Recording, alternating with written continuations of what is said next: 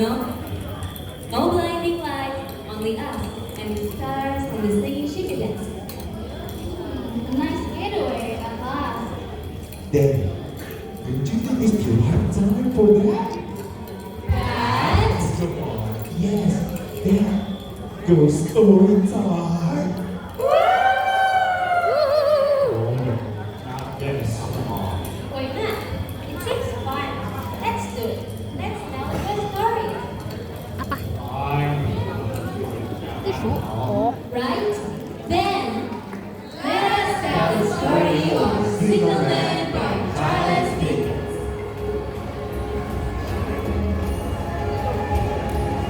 Ini lucu banget.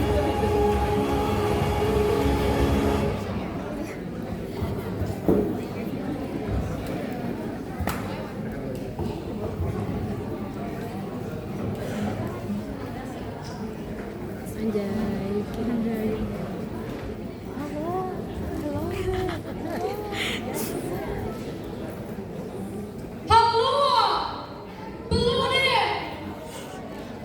When I called out, he was standing at the door with a bag in his hand, rolled around a short pole. One would have thought, considering the nature of the ground, that he could have ducked it from which quarter the voice came. But instead, he looked around, then down. There was something remarkable from the way he acted, but I couldn't make. But it was remarkable enough to attract my notice, even though his figure was shadowed deep in the trench, and mine was high above him, so steep in the glow of an angry sunset that I had shaded my eyes with my hand to see him. Hello! Below there! I called out again, and only then did he look up to where I was. Is there any path by which I can come down and speak to you? He didn't answer right away, and I didn't press him to answer. Only after turned past, and I asked once again, did he point with his back to a point on a level, a few hundred meters away from me. All right, I called and went to where he pointed his back. There, I found a dazzling zigzag path, so steep and slippery, I had to watch my step carefully. By the time I reached the ground, the signalman was standing between the railway, seemingly waiting for me. He regarded me with eager scrutiny, with a hand on his chin and the elbow on his other arm crossed over his breast. You will look at me as if you had a dread. I addressed this man with time. I was doubtful. He returned. Whether I had seen before. Where? He pointed to the danger line. There? I asked. He answered without a sound. My good fellow, did I do that? However, did as his man. I never there. Right, of course. Only after that, his man clear. He left me into a simple box over the knee as he went. He told me about his job out there, what he did, or whatever was required of him. Between our conversation, he was often interrupted by the bell, to which he had telegraphed and sent a reply. Once he had opened the door, he communicated with the engine driver. He was a fit man for the job, vigilant and with exact. If not for the good time, he broke off with the fallen father, turned his face to the little bell that did not ring, opened the door to the hut, and looked out towards the red light near the mouth of the tunnel. On both occasions, he returned with an inexplicable air about him, one I could not ever define.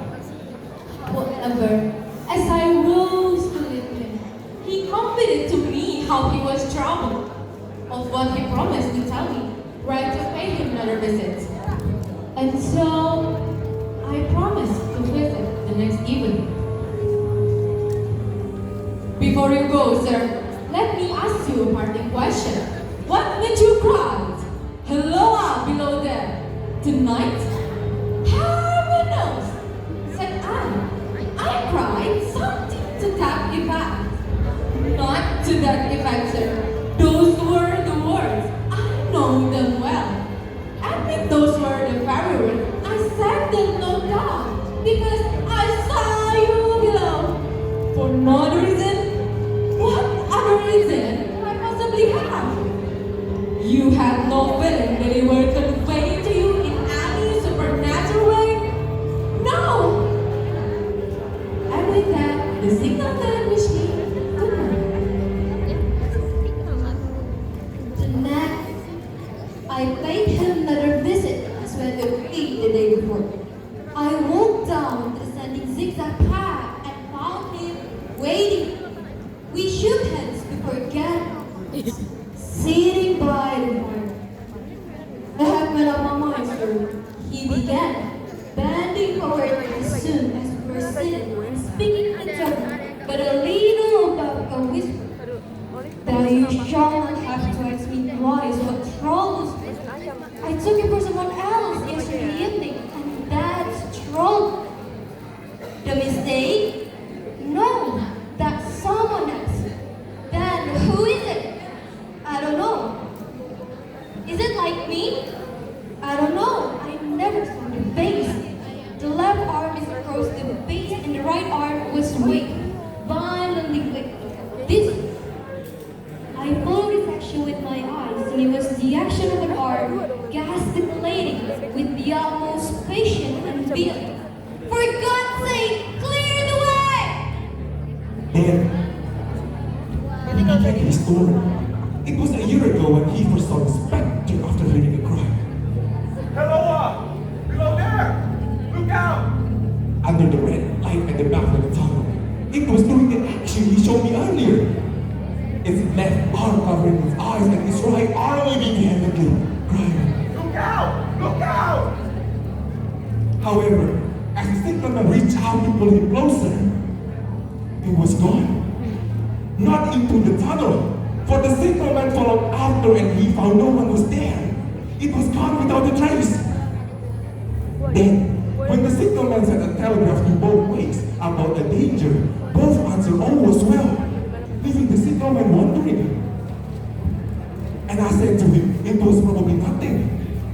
But he begged me that he had not finished. For the very same day, a few hours after, a memorable accident on the line occurred, leaving many dead and wounded.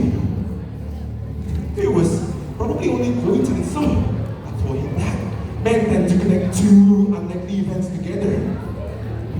However, that was not all. For another appearance happened 6 or 7 months after, but this time, it wasn't crying nor waving vehemently. It was only there, with both arms over his face, a gesture commonly seen in morning men. Of course, not believing his eyes, the signalman came back to his hut to collect his mind. A moment it was, and when he came back out again, it was gone. Then, following the second appearance, an accident happened, but this time, a woman died in the accident. Now, mark this and judge how my mind is troubled. The spectre came a week ago, and ever since then it has been there. Now and again my wits and starts. And the danger light? And the danger light. What is it to do? Then we repeat it, if possible, with increased patience and vehemence, the word gesticulation of, for God's sake, clear the way! Then, he said, it appeared yesterday too, with the name of the little boy. Wait a moment, I heard him. You went and rang your bell twice. Then you went out to get the door. Yes, sir. Why, see, said I. How your imagination misleads you. My eyes were on the bell and my ears were open to the bell, and if I ever really meant, it did not ring those times. No, not any other times, except when it was wrong in the natural course of the physical things by the station communicating with you. But the signal man forget that.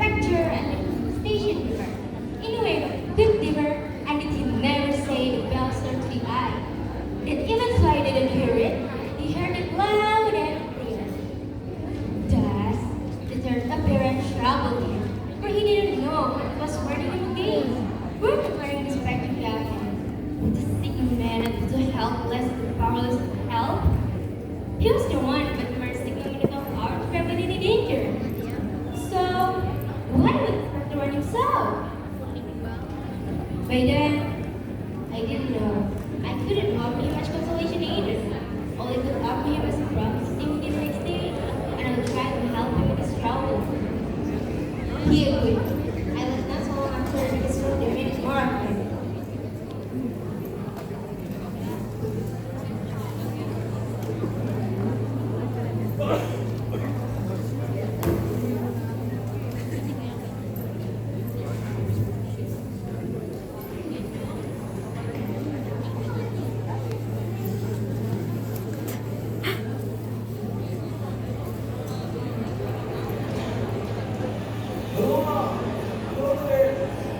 Look out!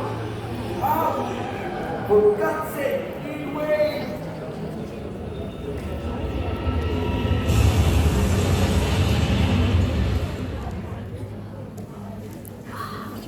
I was taking a stroll the next evening, thinking I still had enough time for my appointment, signalman. However, as I passed by the trench where the signalmen were, I saw a crowd. And to my horror, a gesture I knew so well, a gesture that the signalman showed me the day before. A man seemed to be rehearsing the gesture to another group not so far from the mouth of the tunnel. I hurriedly made my way down and approached one of the men. What happened? I asked him. The signalman was killed this morning, sir. Surely not the man belonging to that box? Yes, sir. Not the man I know. You will recognize him, sir, if you know him. The man raised the hand of the tarpaulin, for his face is quite composed. It was the signalman I knew! The man who confided in me the day before! Oh, how did this happen? How did this happen? I felt blood draining out of me. The railway staff showed me to another man, Tom, who would tell me what happened then. Tom told me this. So the signalman went on the rails as soon as he turned around the corner. He sounded a whistle, but the signalman seemed not to pay any heed. So he turned the whistle off as the engine drew closer to the signalman and called to him as loud as he could. What did you say? I asked him. I said, "Hello! Below there! Look out! Look out! For God's sake, clear the way!" I was startled. I knew those words so well. My knees felt weak. Ah, it was troubled times, sir. I never left off calling him. I put this arm before my eyes so as not to see, and I waved this arm to the last, but it was no use. I left up to bid and condolences, as well as thanks for the explanation. On my way home, I cannot help but wonder if the spectre meant to want a single man, or is it better killed?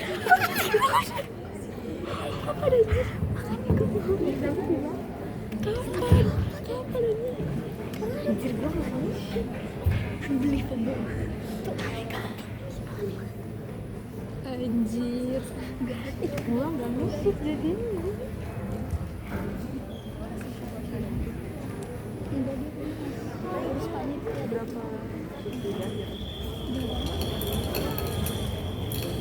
In the end, we never know.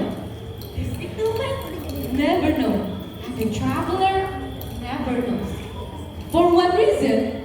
The specter came. Is it for warning? Is it projection of a dream? Huh? Or is it simply that the signalman has lost his mind? We Oh didn't my know. God. We never know. Gila mantep banget. What we know is we need to keep going. regardless of the unknown. Regardless of the worst